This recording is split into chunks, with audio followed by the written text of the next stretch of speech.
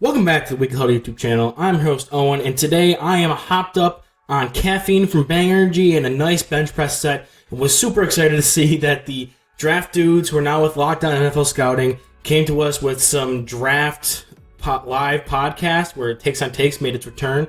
And I have made an oopsie, I guess. I made a take, and I felt like it was very to what I actually believe in. Like, it's not like one of those ones I'm just saying just to be out there. Like, this is a true take I believe in. And I got into some hot water with, one, Joe Marino, one of the hosts, and two, another fellow YouTuber who is a viewer who I met through their channel as well. YouTubers in quotations. He has like 600 something subscribers, so more than me, and works with, I think, USA Football and stuff like that, and Sam Teets. We got into a little back and forth in the comment section about this, so I'm excited for this to be back. I'm also hopped up on like 300 milligrams of caffeine, so I'm going to try to not talk like a machine gun. But yeah, I'm really excited, and this is going to be recorded right after the live stream while my juices are still flowing and I'm ready to get into it. But I will wait to post this until after their podcast, because they recorded it, the live video or the live stream as a podcast. They're going to post it tomorrow on Friday. So I'm going to wait for their podcast to come out before I post this video. But be sure that I'll have it edited and already waiting in the wings to drop about like half an hour to an hour after that podcast goes out. So here's the take. It concerns Clark Phillips, the cornerback from Utah. We're going to do two more. Okay. The first one's from Weekly Huddle, and it's a take. Clark Phillips is closer to a UDFA than a top 10 corner in the class. Whoa. Really? How do you get there? What am I missing with Clark Phillips? I knew that would get you going. Wait, are you in on that or something? No, I'm not. I mean, I know he's small. It's just size is the concern, right? But like, dude, Asante Samuel Jr. wasn't big either, right? Jair Alexander isn't big. And I'm not saying he's in that category, but there's a path for him for sure. See how small these receivers are coming out this year? Right. Tank Dell. They're all tiny. Zay Flowers, Josh Downs is tiny. Jordan Addison's tiny. These are all small guys. Now, this take is something I genuinely believe in. Now, they were doing a mock draft for teams that were in the second round or don't have a first round pick.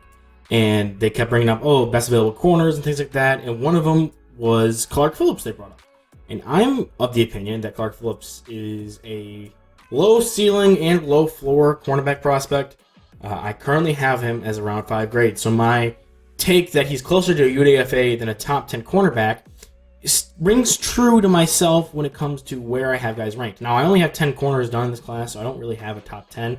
I don't have enough players to really fully say he's outside my top 10, because literally I only have 10. I don't know if I'm going to be able to get, probably more comfortable getting one if I got 10 more corners done before the draft got here to make a video about it. So I'm probably not going to do one of those, but I have evaluated each of these guys by myself. And the games here, I'll even pull up, I didn't even do this before we started to record this, but I did pull up his review, or his write-up I have on the Dynasty Index, where I'm going to read you what I wrote for his summary, his player summary. But real quick, just so that way we're all working on the same page here, I'm going to pull up his sheet I have here that is going to tell me all the games I watched of his, because again, I got into a little spat with Sam Teets. Spat is pulling a little extra. We had a little bit of a debate about it. I watched him against UCLA in 2022, USC in 2022, Oregon in 2022, and the USC in the championship game in 2022. So those are the 4 games I watched of Clark Phillips. And this is what I wrote following watching those performances.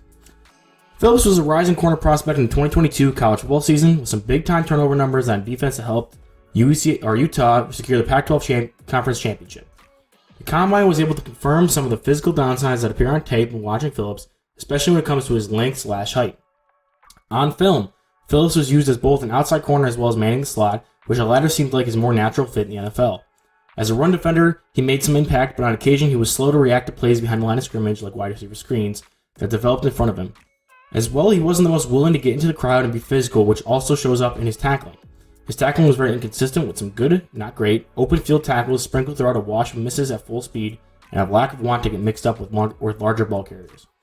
When asked to play man, Phillips showed the ability to carry down the field and squeeze receivers to the boundary within the first 15 to 30 yards. Once the play ran deeper than his comfortable range, he was able to be stacked and look outmatched as an athlete, especially against some of the bigger named receivers he faced, aka Jordan Addison for USC. His hips are very stiff, with a ton of plays showing him stumbling when asked to flip and run with the receiver, often giving up separation or getting called for a hold/defensive pass interference. His short area explosiveness is also inconsistent, with some good plays showing up, particularly in the red zone, but a lot more where he gets lost in tight with traditional route running slots.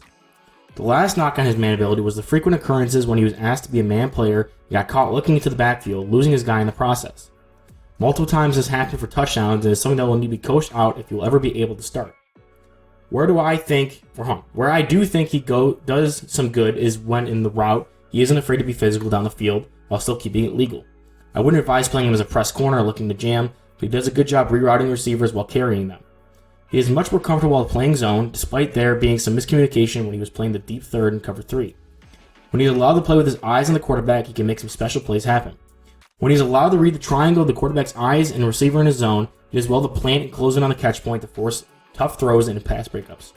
His timing to get a hand in on the ball when tight is great, and he has a ton of plays where he jumps a route with good anticipation and vision. Where his ball skills have area of concern is his lack of length, as his timing and positioning have been good, and there have been reps where if he was a longer corner, he would have had pass breakups instead of catches.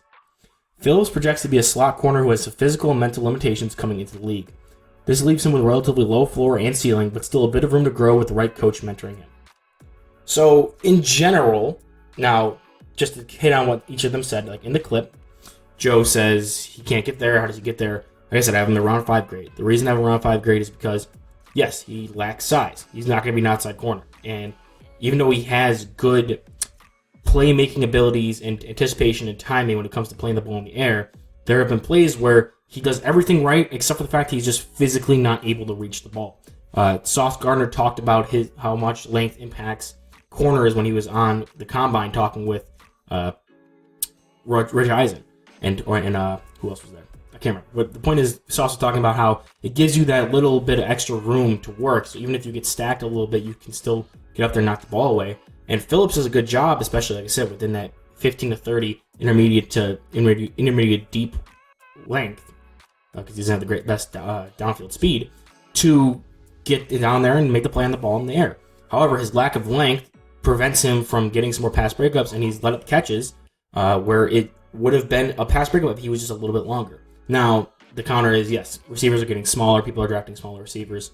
And if he was a slot, that's not really going to be an issue because there's going to be a lot more smaller receivers he's going to face that are around his size. And size of corners has not impacted some other prospects as it has in the previous years when there was more like find the biggest, tallest guy who can run the fastest and try to work it.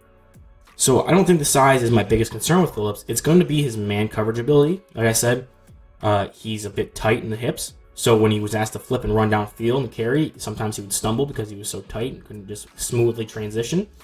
Other times, like I said, he lacks the downfield speed, and he's getting stacked over top. And this brings in the little conversation I had with Sam Teets in the comments. He said that he has great ball timing, anticipation, and has better short area quickness than his testing time said.